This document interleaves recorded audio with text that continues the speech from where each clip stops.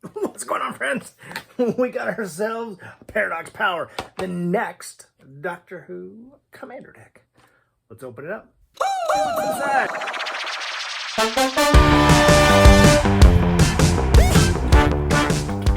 Dun, dun. Paradox Power. So we're kind of going from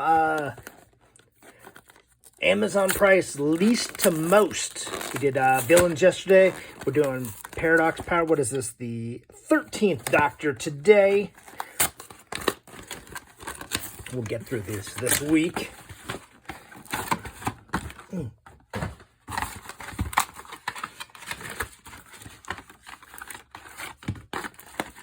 Of little stuff.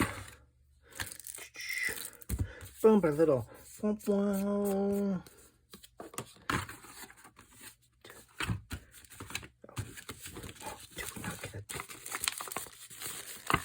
We didn't get a dice in this one. Did we get a dice in everyone? There's the dice from last time. Let's see what. Oh. Still no. No chaos. Boom. A little thing. Our little special pack. You know what? Let's open the special pack this time. Just to see what's in there. Oh, Interplay Chase card. Boom. Boom.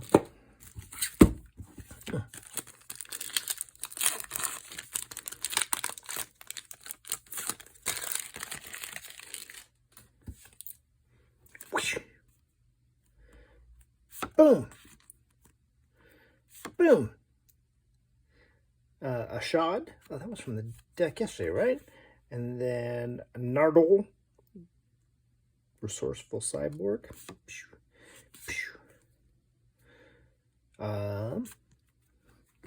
Interesting.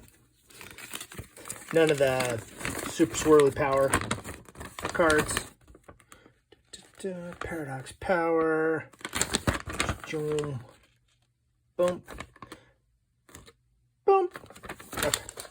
That's enough of that. Let's get to the good stuff. In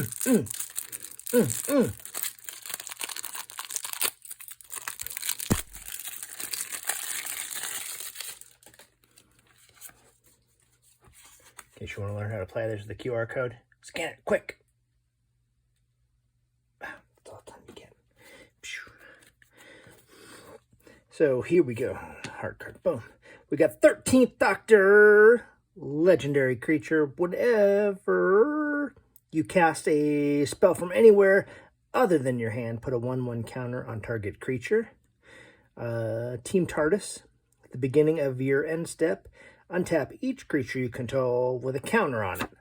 That's pretty good. That's pretty good. Yasmin Khan. So we exile the top card of your library until the next end step. You may play it. Doctor's Companion. Boop. Danny Pink. Mentor. Creatures you control have whenever one or more counters you put on a creature for the first time each turn, draw a card. Osgood Operation Double.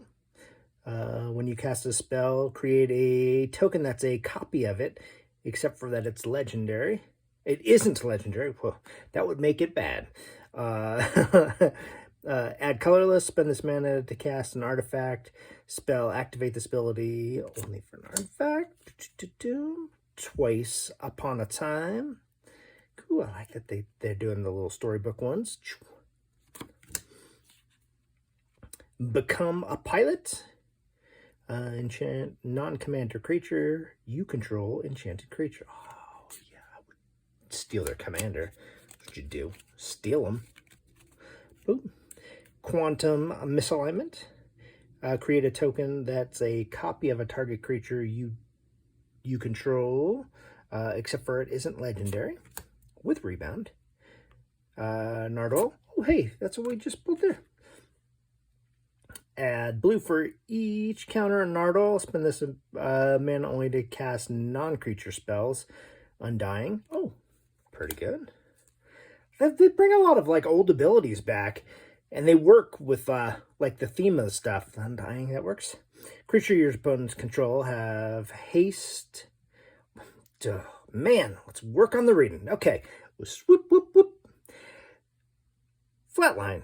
Creatures your opponents control have a base power and toughness of 0/1 until the end of turn. Yeah, Eldrazi, bye. Bill Putz. Whenever you cast an instant or sorcery spell that targets only Bill Potts or activate an ability that targets only Bill Potts, copy that spell or ability. You may choose new targets for that copy. This ability triggers only once each turn. Not too bad. Into the Time Vortex, Cascade, Rebound. Dan Lewis, non-creature, non-equipment, artifacts you control are equipment in addition to their other types. Equipped creature gets +1, and equip 1. Doctor's Companion. Oh, a dinosaur! Flaming Tyrannosaurus. Menace. Whenever you cast a spell from anywhere other than your hand, Flaming Tyrannosaurus deals 3 damage to any target. Then put a +1 counter on Flaming Tyrannosaurus. That is awesome, especially with the new Ixalan stuff coming out. It's all about the dinosaurs. I don't even care about anything else in that set. Dinosaurs. Pirates, okay. Dinosaurs. Sorry, got off track there. Ryan Sinclair. Whenever Ryan attacks, exile cards from the top of your library until you exile a non-land card. You may cast the exiled card without paying its mana cost. If it's a spell with mana value less than or equal to Ryan's power, put the exiled card, not cast this way, on the bottom of your library in random order. Return the Past. As long as it's your turn, each instant sorcery card in your graveyard has flashback. Boom. Boom, boom, boom, boom, boom. Red deck, that's so good. Impending Flux. Impending Flux deals X damage to each opponent and each creature they control, where X is 1 plus the number of spells you've cast from anywhere other than your hand this turn. The Flux. Oh my goodness. That's got a lot of pieces. Oh, and then the last one's +6. Flux deals 4 damage. Exile top card of your library. You may play that card. And oh, that's for red. That's good. Here's like boom, boom, boom. Let's say it's like you're, you know, red has problems with the card draw. It could burn stuff too fast. Sisterhood of Karn. Sisterhood of Karn enters the battlefield with a +1 counter on it. Whenever you cast a spell from anywhere other than your hand, double the number of +1 counters on Sisterhood of Karn. Okay. Whenever you cast a spell from anywhere other than your hand, create a food token. No problem with that. That working.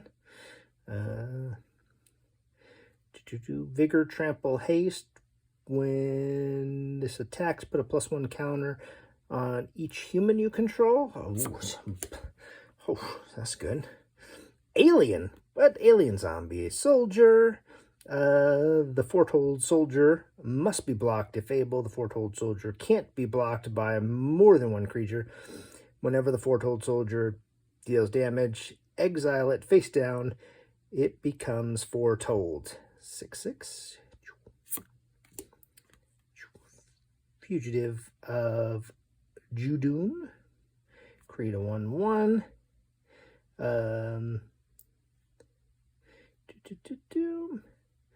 Investigate.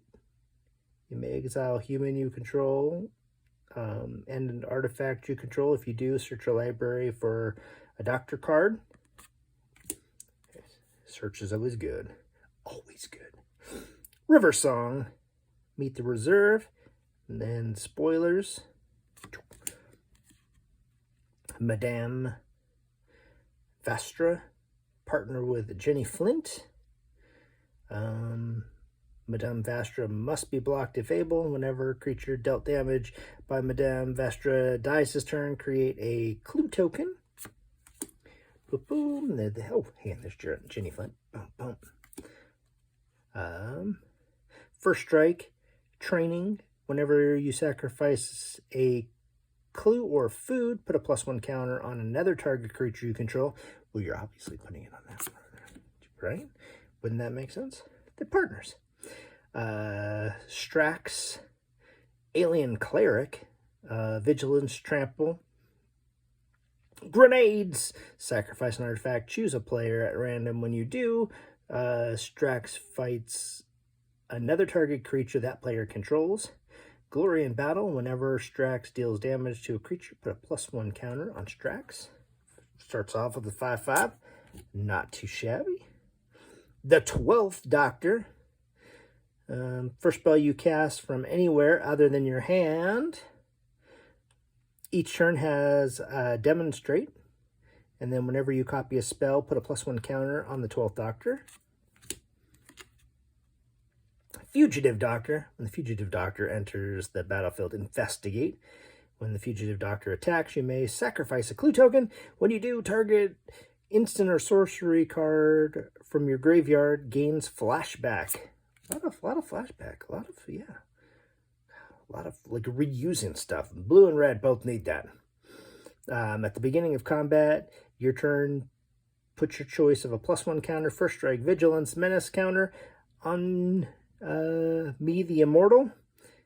Counters remain on me as it moves from any zone to any other to a player's hand or library. You may cast me from your graveyard by discarding 2 cards in addition to playing its other cost. Frostfire Lurefish. Frostfire Lurefish enters the battlefield. Create 2 1/1 blue fish creature tokens and 2 tap treasure tokens. Oh, and a 7/7. Fish you control have haste and can't be blocked by humans. Is there that many fish? Maybe there's more fish in here. But, interesting. I do actually like that. Alien Beast, flying trample 6/6 with escape. Heaven Sent was investigate, and then Heaven Sent deals 1 damage to each opponent, and then if an opponent has 0 or less life, draw 7 cards. Otherwise, exile Heaven Sent, and you may cast it this turn. Ooh. Last Night Together. Choose 2 target creatures and tap them. Put 2 +1 counters on each of them. They gain Vigilance, Indestructible, and Haste until the end of the turn.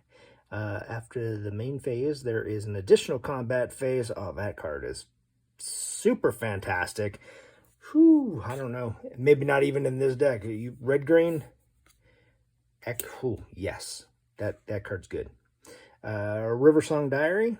Whenever a player casts an instant sorcery spell from their hand, exile it instead of putting it into the graveyard as it resolves. At the beginning of your upkeep, if there are 4 or more cards exiled with Riversong Diary, choose one of them at random. You may cast it without paying its mana cost. Confession Dial. When Confession Dial enters the battlefield, surveil 3 target legendary creature card in your graveyard gains escape until the end of turn. Escape cost is equal to the mana cost plus exile 3 other cards from your graveyard. Claire Oswald, Impossible Girl. If triggered ability of a doctor you control triggers, that ability triggers an additional time. Oh, that's pretty good. And it's colorless. Throw that in with all the doctors. Who's going to make a deck? There's got to be somebody who makes a deck with all the doctors. Just 5-color super doctor deck. The owner of target permanent shuffles it into their library and then reveals top card of their library. If it's a permanent card, they put that into the battlefield. Oh, yo, Chaos Warp. Oh, yeah, we know that one. Cursed Mirror, Carpet of Flowers. Okay, here we got like the reprint cards.